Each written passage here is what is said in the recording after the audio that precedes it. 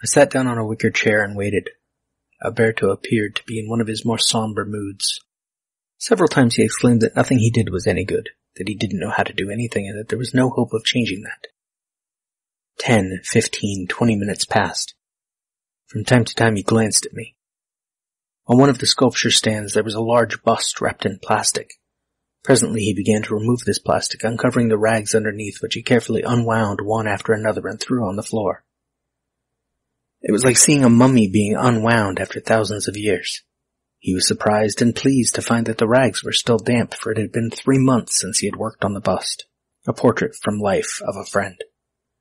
He then began to gouge and press and squeeze the clay so violently that several lumps of it dropped off onto the floor. After some 15 minutes he went out into the passageway, came back with a bucket of water, wet the rags, and carefully wrapped them again around the bust. Then he started to work on the tall figure again. A few minutes passed. Suddenly he turned, went into the corner of the studio, and started to rearrange the bronze figures standing there, which banged and clanged as they knocked against each other. Nearly an hour passed. He seemed to be avoiding desperately the moment when he would have to start working on something new. He is so poignantly aware of that difficulty of making visible to others his own vision of reality that he must be unnerved by the necessity of having to try to do it once more. Thus, he would naturally delay, as long as possible, the decisive act of beginning. I got it! When I first heard about Dave being trapped in a maze... 1, 2, 3, 4! I built a labyrinth. Can you believe it? Dave is trapped in a cardboard maze in his living room and he can't get out. Welcome to Dave Made a Minute, the podcast where a whole bunch of us are exploring the film Dave Made a Maze 1 minute at a time. The twist. Many of the participants have never seen the film. Some don't even know what film they're sampling. They get their minutes and they tackle them as they see fit. Here's your host from the Groundhog Day Project and Michael Myers Minute, Robert Black. Minute 53, Dave gets a little psychoanalysis and the plan is made. To tackle Minute 53, we have me, Robert Black. Just another American who saw too many movies as a child. You come home, there's a giant maze in your living room. You're like, what the? There's a giant maze in my living room. I've heard of people rearranging the furniture, but this is wackadoodle crazy. Give me a sense of that. This doesn't make any sense. Did I promise? Did I promise to myself? Let's do it. I promise. It's like a fucking cocktail party in here. I get a few words from you before you go. That pre-intro opening was an excerpt from James Lord's A Giacometti Portrait, recently turned into a nice little film called Final Portrait, directed by Stanley Tucci, and starring Armie Hammer as Lord and Jeffrey Rush as Giacometti. Have you always been like this? Like what? So doubtful of your own ability. Oh, of course. Gets worse every year. But you become more successful every year. What better breeding ground for doubt than success? Don't smile. Well, you did. No, I didn't. You did. I did not smile.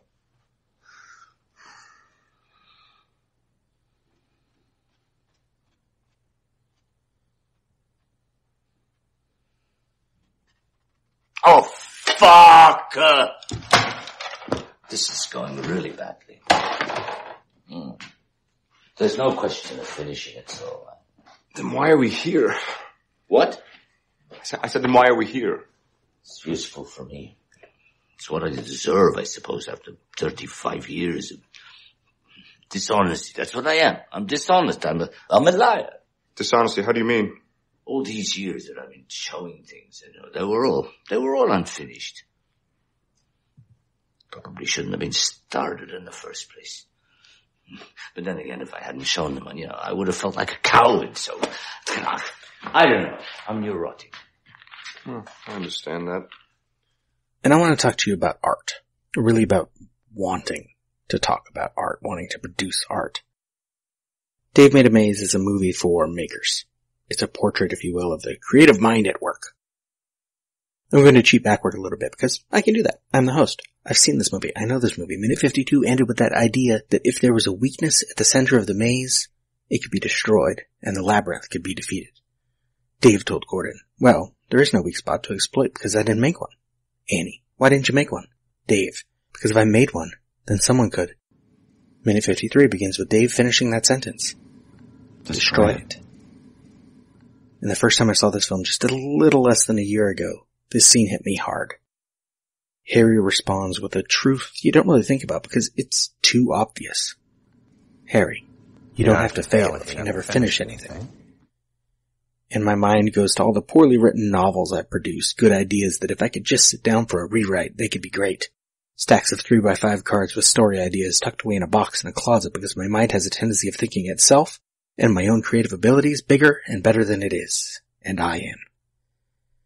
And Annie is there to pull Dave and me and you up from our snowflake bullshit. Annie. But Dave, we all have to deal with that. Every day. And you have to get over it if you're ever going to accomplish anything. You know, like saving our lives. Dave, it's just that this is the only thing that I've ever started that's worth finishing. And if I hadn't made it, then no one would have gotten hurt. And you have to trust the metaphor here, because is this maze that has killed 3 people already something worth finishing? The point isn't the maze itself, but the thing, whatever it is. For me, it's probably a novel called Clubhouse Blues. A book of mine that also wears its metaphors on its sleeves. Lately, my thing is this podcast, of course, or my other one that I do mostly by myself, Michael Myers Minute.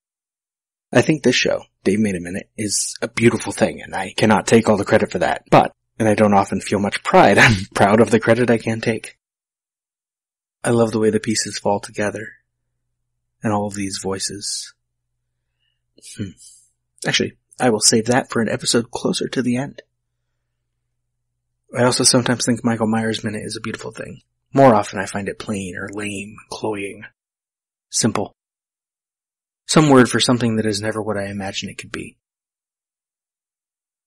I've been doing a bunch of episodes of that show by myself recently, no guests. Mostly, that isn't because the show is particularly bad, but because I neglect to ask people to be guests. I neglect to plan. I put my energy elsewhere. I put it here. I end up with the occasional episode that... Actually, take it for instance. Today's episode of Michael Myers Minute, in its entirety. Don't worry, it's really fucking short. Lock your doors, bolt your windows, and turn off the lights.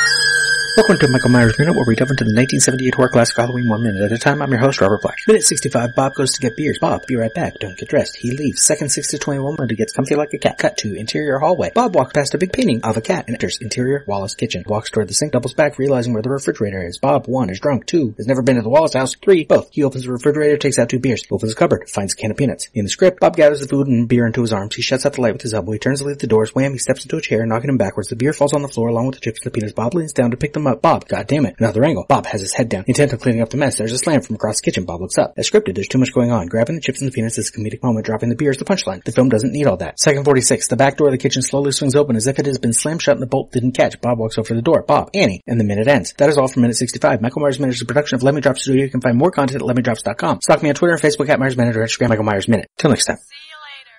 Bye. It didn't start quite that short. But with little happening in the particular minute, with no guest to riff with and nothing much behind the scenes, though plenty for the next minute, my notes were brief to start. I tend to write most of what I will say in that show, or right now in this one, word for word. I know how I talk, I know how I want to say what I want to say, and it works pretty damn well when it works. So I record minute 65 of Michael Myers Minute, and the recording is just over 3 minutes. And I'm wondering, is there someone who I can get as a guest on short notice to do the episode again? Is there some behind-the-scenes story I can add, some outside reading I can quote? And then a stupid and maddening notion occurs to me. See, more than once now, when I mentioned my Movies by Minutes podcast to people, they mistakenly thought each episode was just 1 minute long. So I thought, what if this one time it actually was? It's a dumb idea. It isn't worth repeating. But it made this episode, that otherwise kinda sucked, into something worth something. A gimmick. Hell, the whole Movies by Minutes thing is a gimmick. An excuse to talk about movies and about anything at all. You know, everything is not an anecdote. Yes. Everything is an anecdote, or can be. And whether it is something creative, or anything else that is your thing, if it feels sometimes like it isn't worth doing anymore, yeah, if you never finish, you cannot fail, but Freddie Mercury wrote, well, not exactly. It's his life in his own words, compiled by Simon Lupton and Greg Brooks. Quote, there's a different way of writing now. Before, I used to sit at the piano and really work my arse off to get all the chords and the whole construction before I turned a theme into a song. Now it's a different way of thinking. Lately I've written songs on the spur of the moment. In fact, I go into the studio totally unprepared and I think, oh, what am I going to do this time? And suddenly the basic idea comes out and I think, let's do it. It might be totally atrocious, it might be abysmal, or there might be 1 or 4 bars that I think are nice and I can pick up on that. Or I'll just leave it there and go back and work on it later. End quote. Or there's that line supposedly from, and there are multiple versions of this apocryphal line, Thomas Edison. I have not failed 1,000 times, not once. I've discovered 1,000 ways that don't work. We have to keep pushing ourselves. We could be on the verge of a breakthrough. We could be on the verge that there is some chance of his actually creating what he ideally visualizes. He's obliged to feel that it is necessary to start his entire career over again, every day, as it were, from scratch. He refuses to rely on past achievements or even to look at the world in terms of what he himself has made of it. This is one reason why he often feels that the particular sculpture or painting which he happens to be working on is that one which will for the it may last for a minute or an hour. Giving up is a bigger failure than not even trying, since we're being trite. But back to minute 53. Somehow things take a turn. The romantic in me loves it. The cynic in me still doesn't quite buy it. Annie, but you did make it. It's here. And we're here in it. And now we need you to get us out of here. Dave, wait, are you saying I should finish it? Annie stands up, giving her next line the dramatic flourish it needs. And you've got to build the chrysalis in order to rescue us. And the minute ends with the awful rhyme. But I'm going to cheat again. Dave's next line is, oh my God, I love you. And it's a great moment. Annie just bought into the rhyming from minutes 37 and 38. She just bought into Dave's maze. Between the various participants of the show, we've heard variations of how Annie should have walked right out of their apartment when she saw the cardboard fort, that Annie should leave Dave in his childish whimsy. And truth be told, director Bill Watterson recently at Hive Gallery described the premise he has in mind if there were to be a sequel to this film. And part of the setup is that Dave and Annie are no longer together, and maybe that's how it should be. Maybe opposites attract. Maybe people change. Maybe monogamy is just a social construct and we shouldn't look to romantic comedies or Shakespeare for advice on love. We shouldn't expect Annie and Dave to get past their differences and their problems because they love each other. Maybe love doesn't conquer all. Maybe love is just a word we put on something to make it easier to describe when that thing is a vulnerable little creation that we and our partner are building and tearing apart and building and tearing apart again and again every single day that we can manage to keep doing so. But eventually, if you aren't one of the lucky ones, the deconstruction takes over and it's time to move on. Anne Lamott writes in Bird by Bird. She's writing about writing, but you can cross-apply to any art form and arguably to relationships as well. Quote, if you find that you start a number of stories or pieces that you don't ever bother finishing, that you lose interest or faith in them along the way, it may be that there is nothing at their center about which you care passionately. You need to put yourself at their center, you and what you believe to be true or right. The core ethical concepts in which you most passionately believe are the language in which you are writing. These concepts probably feel like givens, like things no one ever had to make up, that have been true through all cultures and for all time. Telling these truths is your job. You have nothing else to tell us, but needless to say, you can't tell them in a sentence or a paragraph. The truth doesn't come out in bumper stickers. There may be a flickering moment of insight in a one-liner, in a soundbite, but everyday meat and potato truth is beyond our ability to capture in a few words. Your whole piece is the truth, not just one shining epigrammatic moment in it. There will need to be some kind of unfolding in order to contain it, and there will need to be layers. We are dealing with the ineffable here. We're out somewhere between the known and the unknown, trying to reel in both for a closer look. End quote. I mentioned, minute 37, how a chrysalis is not really the juicy center that is weak, but the hard shell that protects what is inside as it transforms. But does Dave really change by the end of the film? Has he learned a valuable lesson about life? Has Annie learned to value Dave's creative ventures, whether he finishes them or not, because this one time it turned out to be something real? Can a little movie like this, that wears its metaphors on its sleeve, offer us a truth about such relationship, about such people? I've written hundreds of thousands of words about movies, so maybe you can guess where I stand on this one. The retroactive model of my Groundhog Day Project blog was that our lives can be measured in movies and movies can be measured in our lives, and profound and profane depths can be found in the intersection thereof. Can a little movie like this offer us truth? Of course it can. But we can also find it to be simplistic and shallow and dismiss it, and that's okay too, because this shit is subjective. When I did movie reviews on YouTube a few years ago, I would often end by telling the viewer some version of, if you don't want to see that, see something else. There's always something out there worth seeing. See more movies. You don't have to love this film, or any film for that matter. You don't have to take important life lessons from it, but if looking at a particular piece of artwork or creating your own makes your world or someone else's a better place, embrace it. As David Bales and Ted Orland write in Art and Fear, quote, if making art gives substance to your sense of self, the corresponding fear is that you're not up to the task, that you can't do it, or can't do it well, or can't do it again, or that you're not a real artist, or not a good artist, or have no talent, or have nothing to say. The line between artists and his or her work is a fine one at best, and for the artist it feels quite naturally like there is no such line. Making art can feel dangerous and revealing. Making art is dangerous and revealing. Making art precipitates self-doubt, stirring deep waters that lay between what you know you should be and what you fear you might be. For many people, that alone is enough to prevent their ever getting started at all. And for those who do, trouble isn't long in coming. End quote. And this isn't just about art. Find your thing and do it. Find your people and spend time with them. Love and be loved. And then I could probably disarm all of the traps. And then we could finish this maze. Who is with me? That was me, Robert Black of Michael Myers Minute, taking a minute 53 of Dave Made a Maze. I will be back in minute 64. Next time on Dave Made a Minute, we've got Luke Allen of Please Be Seated, taking on minute 54. Thank you for listening to Dave Made a Minute. Intro dialogue snippets were taken from Dave Made a Maze, directed by Bill Watterson, written by Bill Watterson and Steve Sears, and produced by John Charles Meyer.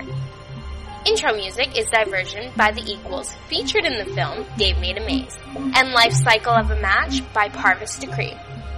Outro music is Leaving This God-Forsaken Place and Her Presence is Strong Here by Parvis Decree. Dave Made a Minute is a production of Lemming Drop Studio and all other featured podcast producers. You can find more content at lemmingdrops.com. Check us out on Twitter, Facebook, and Instagram at Dave Made a Minute.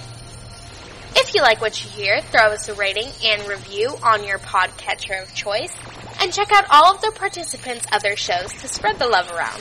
Again, thank you for listening. As long as we're all working together, this is going to be fine. It's going to be great. I need you to notify the families of everyone who died here today. Totally. Wait, what?